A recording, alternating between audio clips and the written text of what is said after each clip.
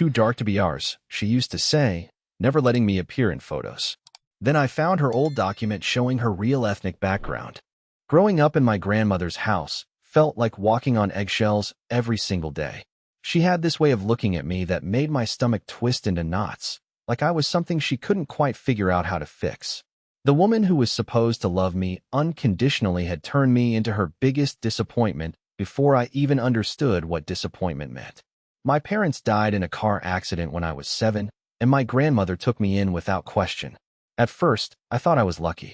She had this beautiful house with white picket fences, perfectly manicured lawn, and neighbors who waved from their driveways every morning. Everything looked picture perfect from the outside, but inside those walls, I learned what it meant to feel like an outsider in your own home. The first time I really noticed something was wrong, I was maybe 8 years old. My grandmother was hosting some church ladies for their weekly tea gathering, and I ran into the living room to show her a drawing I'd made at school. The moment I stepped into that room, the conversation stopped dead. All eyes turned to me, and I felt this weird tension fill the air like smoke. My grandmother's face went pale, then red. Then she grabbed my arm harder than necessary and whisked me out of there so fast my feet barely touched the ground.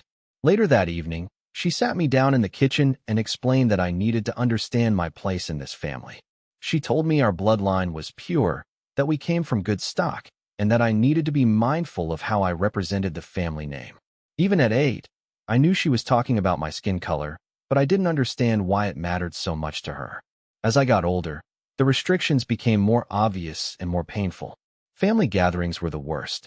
Cousins, aunts, uncles, they'd all show up for holidays and special occasions, and I'd watch from the kitchen window as they posed for group photos on the front porch.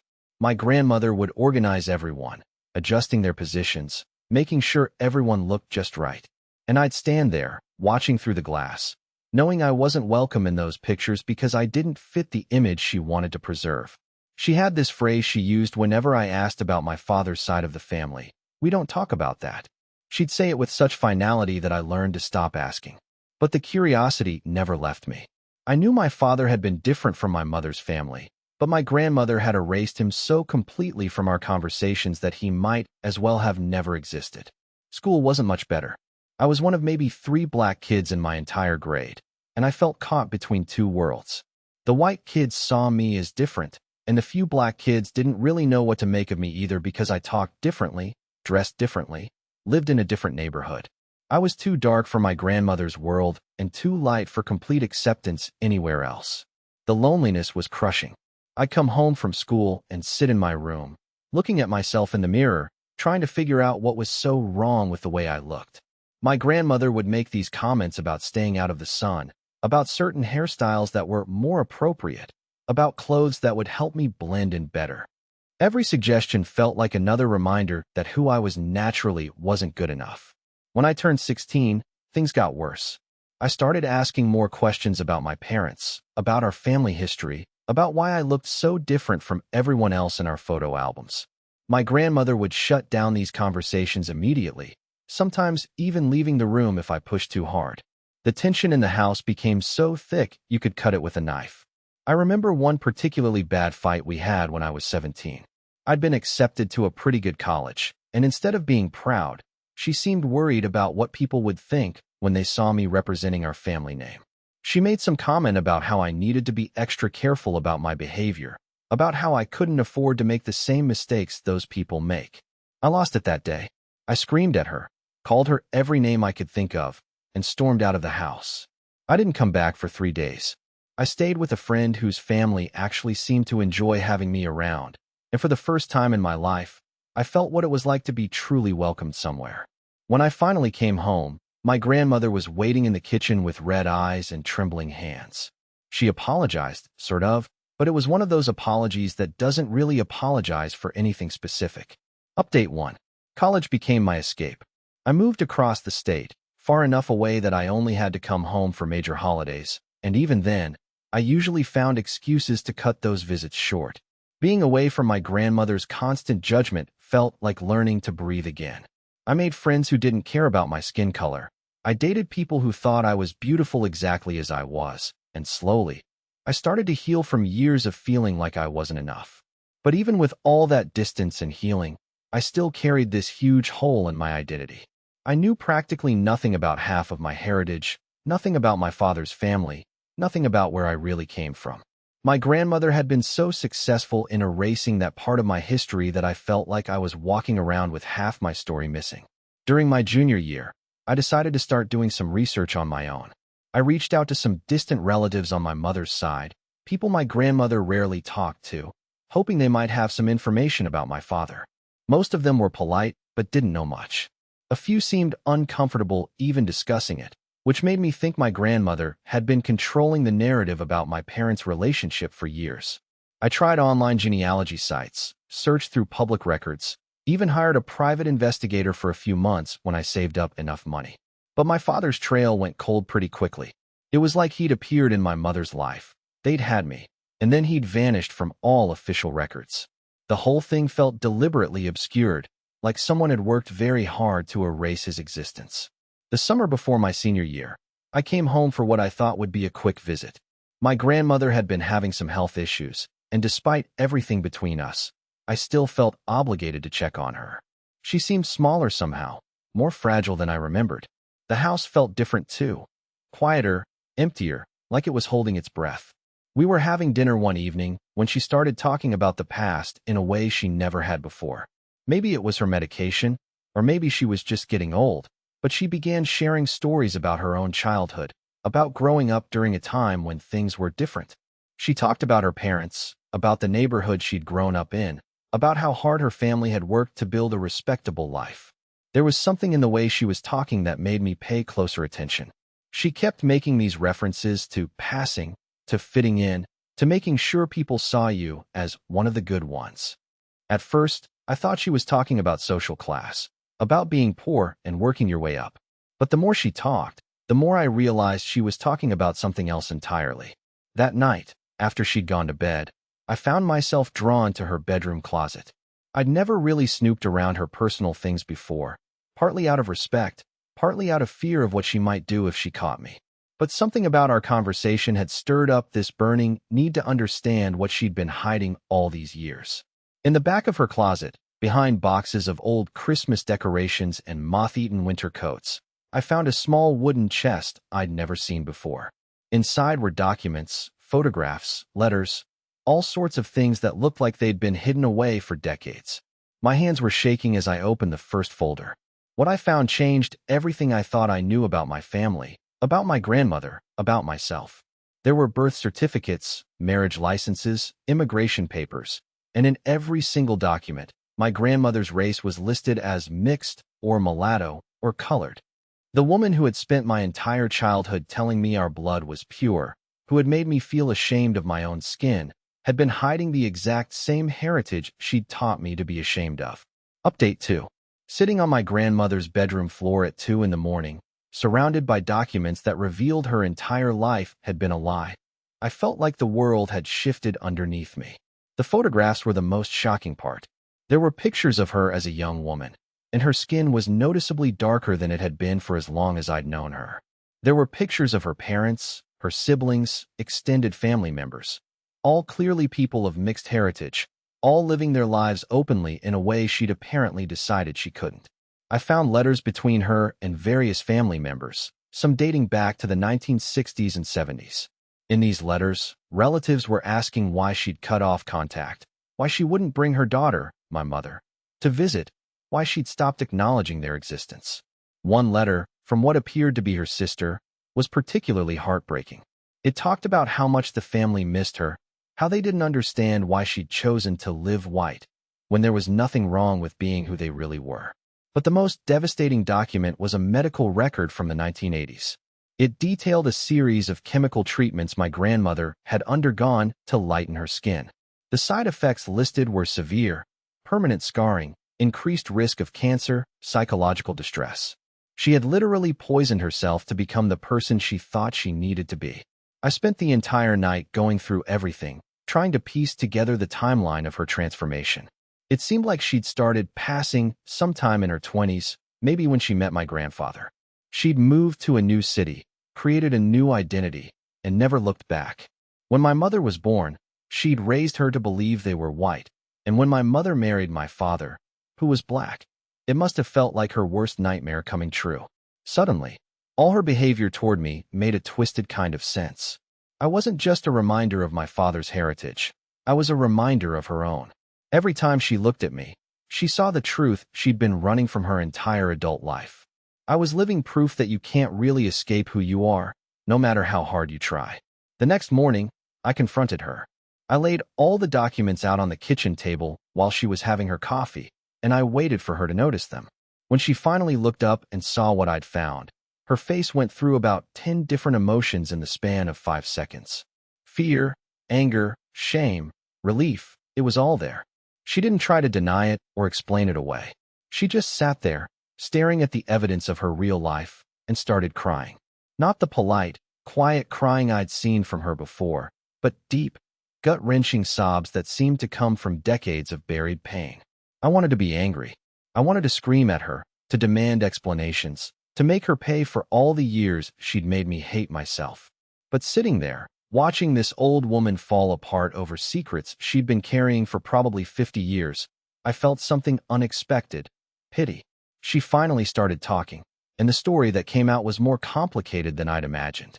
She'd grown up in the South during the 1940s and 50s, in a family that existed in that strange in-between space of being mixed race. Her father had been able to pass sometimes, her mother couldn't, and the family had lived with constant uncertainty about where they fit in society. She'd watched her parents struggle, seen doors close in their faces, experienced the daily humiliation of never being fully accepted anywhere. When she got the chance to start over in a new city, to reinvent herself as someone who would never have to face that kind of rejection, she took it. She thought she was protecting herself, protecting her future children, protecting the family she hoped to build. She'd never imagined that her daughter would fall in love with someone who would bring those same struggles back into their lives. The most painful part of her confession was when she admitted that seeing me had forced her to confront everything she'd been running from. Every time I walked into a room, she was reminded of the family she'd abandoned, the identity she'd rejected, the person she used to be. She'd taken out her self-hatred on me because she couldn't face it in herself. Update 3. The weeks that followed were some of the strangest of my life. My grandmother and I started having conversations we'd never been able to have before. She told me stories about my great-grandparents, about traditions and customs I'd never known existed in our family, about relatives who were still alive and wondering what had happened to her all these years ago.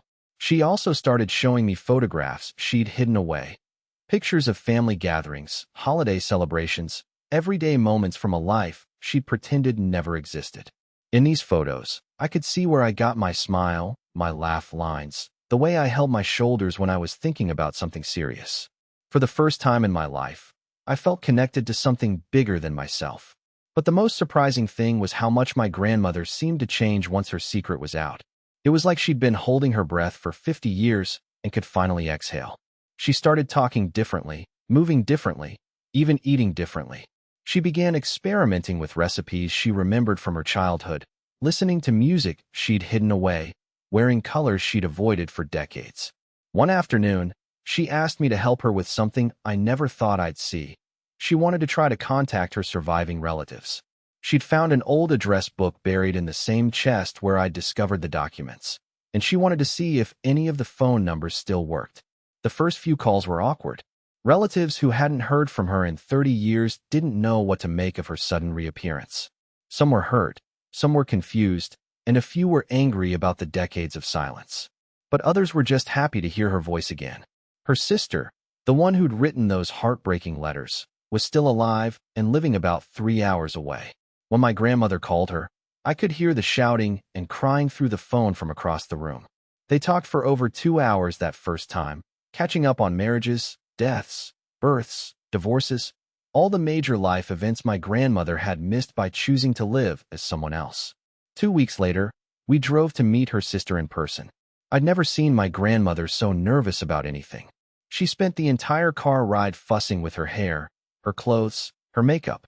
She kept asking me if I thought they'd recognize her, if I thought they'd forgive her, if I thought she was making a mistake. When we pulled up to her sister's house, there were at least 15 people waiting on the front porch.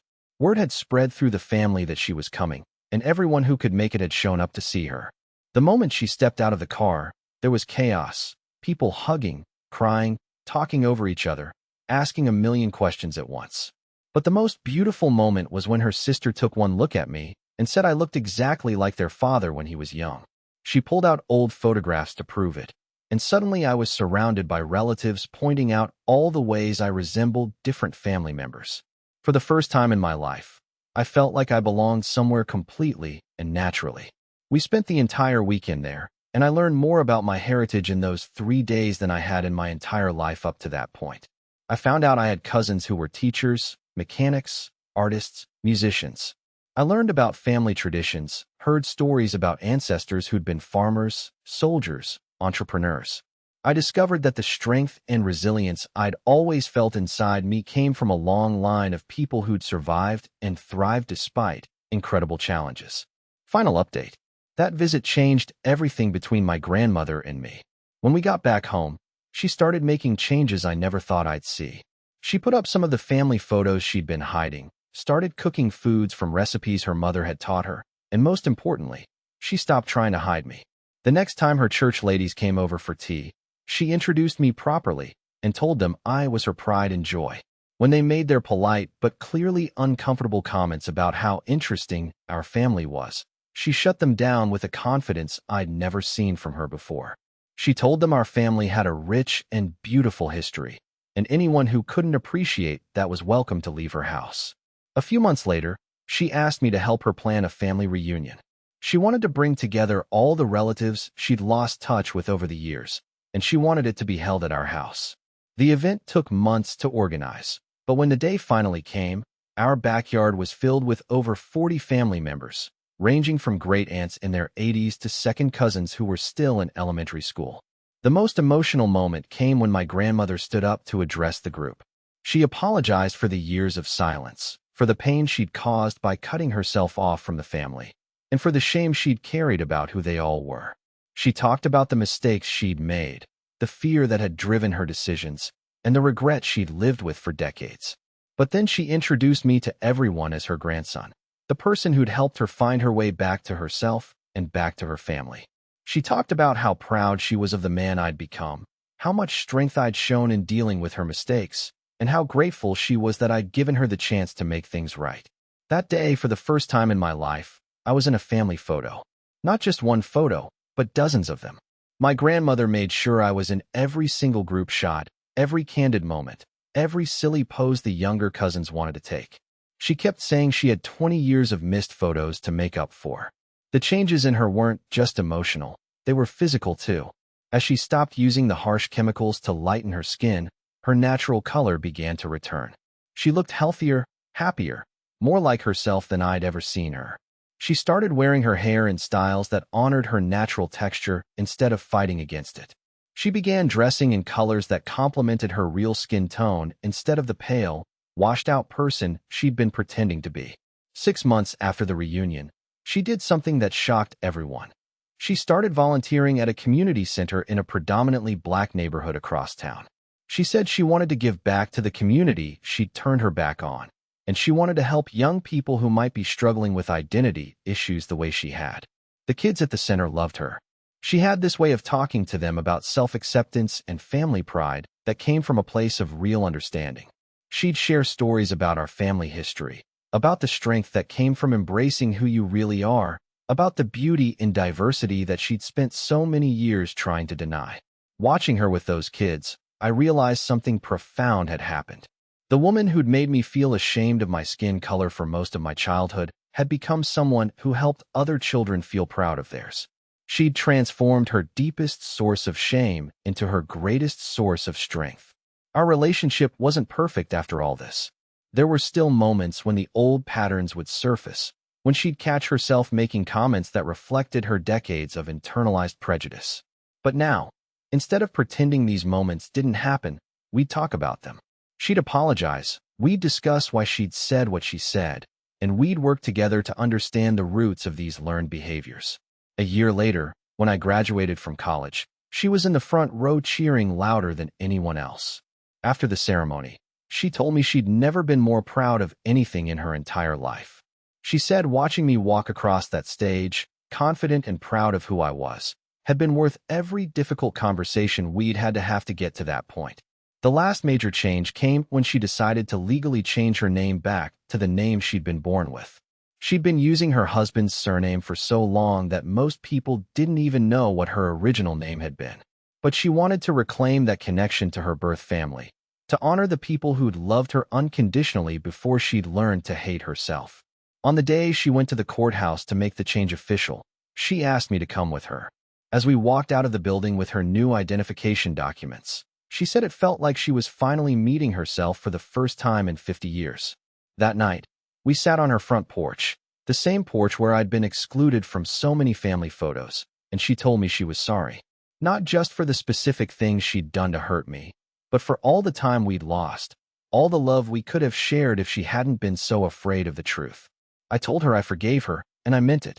Not because what she'd done was okay, but because I understood that her actions had come from a place of deep pain and fear that had nothing to do with me. She'd been a victim of the same racism that had hurt me, just in a different way. Today, our house is filled with photographs that tell the real story of our family. Pictures of relatives spanning 3 generations, images that show the beautiful diversity of our heritage, moments of joy and celebration that honor who we really are.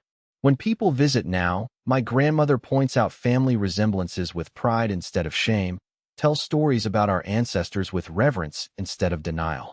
The woman who once called me the family shame now introduces me as her greatest blessing. The person who made me hide from cameras now makes sure I'm the center of every photo. And sometimes, when I catch her looking at me with pure love and acceptance, I can see glimpses of the woman she might have always been if she hadn't spent so many years running from herself. She's in her 70s now, and her health isn't what it used to be. But she's living more authentically than she ever has, surrounded by family who love her for exactly who she is. And me? I finally understand where I come from, who I am, and why I never have to be ashamed of any of it ever again.